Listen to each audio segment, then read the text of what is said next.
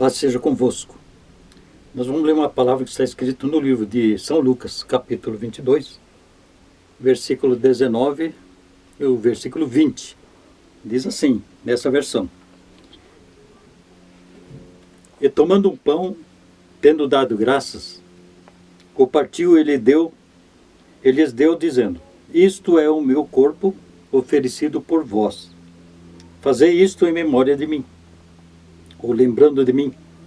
Semelhantemente, depois de cear, tomou o cálice, dizendo: Este é o cálice da nova aliança, no meu sangue, derramado em favor de vós. Ok? Então hoje nós vamos aqui dizer sobre por que é usado o pão e o vinho na Santa Ceia. Bem, nós sabemos que para que o pão seja produzido, então ele fala exatamente das condições que Jesus passou, porque esse processo de chegar até o pão e também chegar até o vinho, fala exatamente do sofrimento de Jesus. E esse sofrimento de Jesus foi exatamente para que tivéssemos salvação. A palavra fala em Apocalipse que ele se fez pobre para que nos tornássemos ricos. Ele se fez doente para que fôssemos são, e etc. Então nós vamos ver aqui o processo para chegar até o pão, que é o alimento para a nossa vida física. Só que Jesus estava ensinando sobre as coisas espirituais. Então, o processo para chegar até o pão, se pega a semente do trigo. Então a casca é retirada, que fala das duas naturezas, né, que se tem. Uma é a terrena, a outra é espiritual. Então a casca significa a parte exterior, terrena. E a parte interior, que é o grão limpo, significa a parte espiritual. Então qual é o processo? O processo é primeiro moer a semente limpa, tornando ela assim uma farinha, né? Ela vira um pó. O que aconteceu com Jesus foi exatamente assim. Depois disso se faz uma massa, usando na massa o óleo, o azeite, que significa a presença do Espírito Santo, a parte espiritual. Essa massa, ela sempre aparece na palavra de Deus, sempre os dois juntos, né? Quando aparece Jesus, aparece o Espírito Santo fazendo a obra, e esses dois estão nesse pão que é judaico. O pão judaico é feito só com farinha e azeite, exatamente para ensinar as coisas espirituais. Depois essa massa ainda ela é muito amassada, como Cristo foi totalmente, na realidade, dilacerado, né? Então essa massa é muito amassada, passada às vezes no cilindro, apertado, e depois ainda é retalhado para se formar o desenho do pão e levado a um forno quente, para se tornar então o alimento comestível. Porque Jesus disse depois disso: Eu sou o pão da vida. Aquele que se alimentar de mim terá a vida eterna, não passará fome.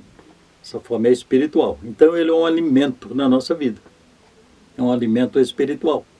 Então esse processo doloroso Jesus passou. Por isso que se usa o pão. Então quando nós na Santa Ceia tomamos desse pão, nós estamos exatamente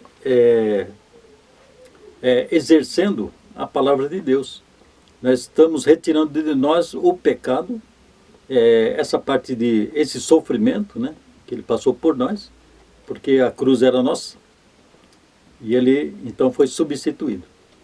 Então o pão, quando nós tomamos Santa Ceia, esse é aquilo que serve, né? É para que o nosso pecado seja perdoado, que o nosso corpo seja curado, sarado.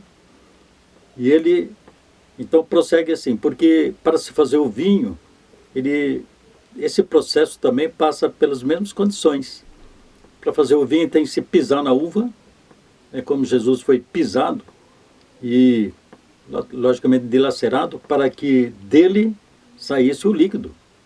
que é o sangue, significa o sangue dele, que é a nova aliança. Então, muitas alianças foram feitas na Bíblia, acho que ao todo são 9 alianças, e essa aliança feita no sangue de Jesus é a última aliança, que ela é eterna. Nós não precisamos de outra aliança. Então, só ele é suficiente para todas essas coisas. Então, o que aconteceu? Ele fala assim que nós temos que lavar nossas vestiduras, nossas vestes, no sangue dele.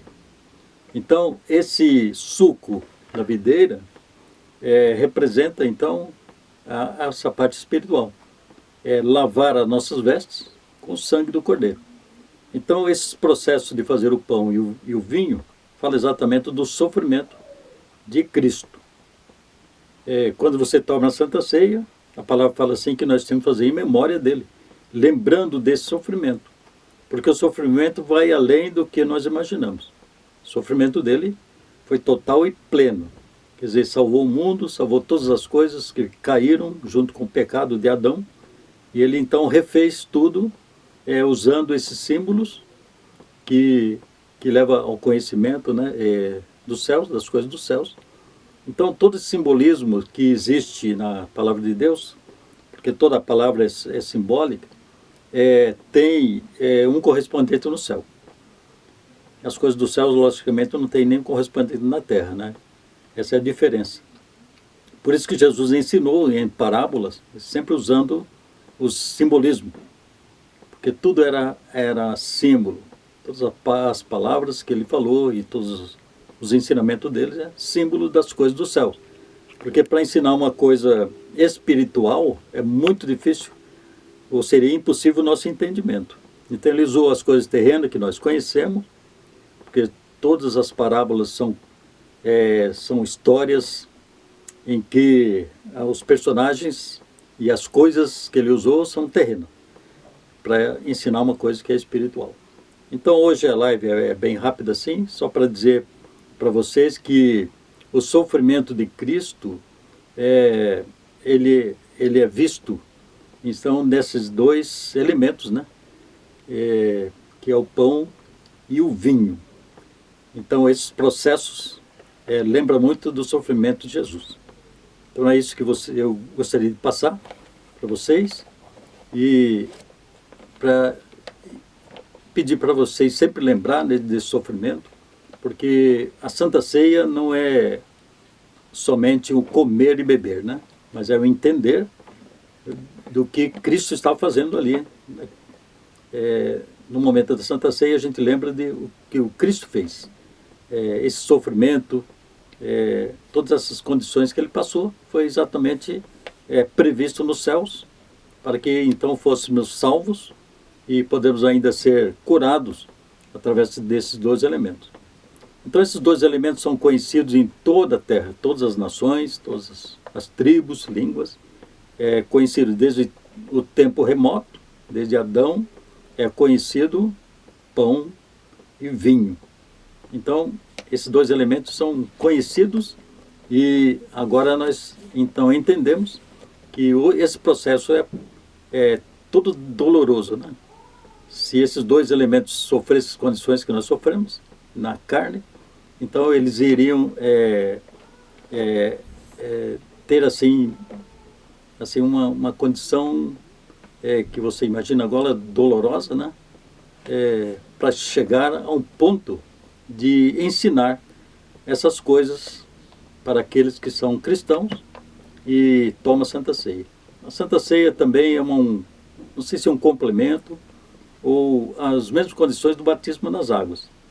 Então, no batismo recebemos o Espírito Santo, na Santa Ceia é uma confirmação desse ato, que é receber o Espírito Santo, e só pode tomar ceia quem é batizado, ou quem crê nessas condições, é que pode tomar Santa Ceia. Ok? Santa Ceia do Senhor, não é das denominações. Você pode tomar Santa Ceia em qualquer igreja, em qualquer tempo, que é as mesmas condições, ok?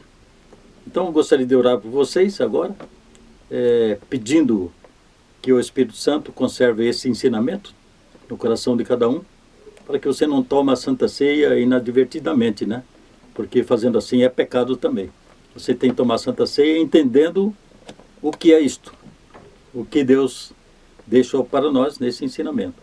E a Santa Ceia, ela vai durar até a vinda de Cristo, depois não haverá mais.